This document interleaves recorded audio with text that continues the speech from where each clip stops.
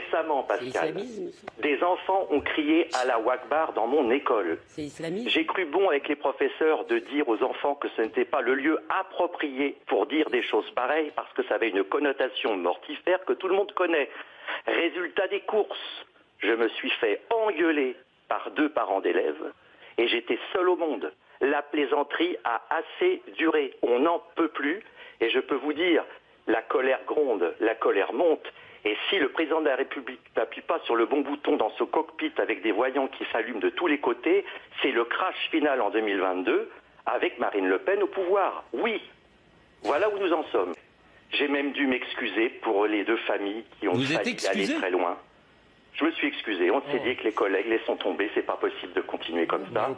Eh bien écoutez, on a vécu avec mes collègues une espèce de petite distillation de harcèlement pendant 6 mois avec des relances pour me voir, considérant que ce qui s'était passé est absolument inacceptable, c'est-à-dire que c'est moi, directeur d'école, qui devais donc me justifier. Et puis à un moment donné, n'en pouvant plus, puisque c'était remonté jusqu'à la PEP et la FCPE et l'inspection académique, j'ai pris mon courage à 2 mains, j'ai reçu ces personnes.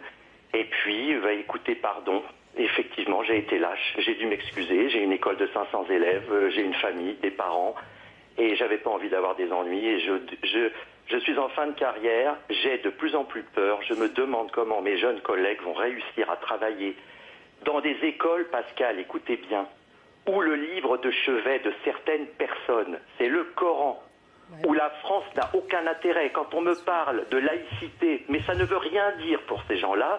Et permettez-moi de dire aussi au passage, ras-le-bol des défilés, ras-le-bol des discours moumou, on veut des résultats concrets tout de suite. Expliquez-moi, puisque nous avons une politique, Nadine Morano, que je respecte beaucoup, que font ces individus qui nous détestent sur notre sol ? Love it or leave it, on dit aux États-Unis, qu'ils dégagent, qu'ils partent, ras-le-bol, la colère gronde.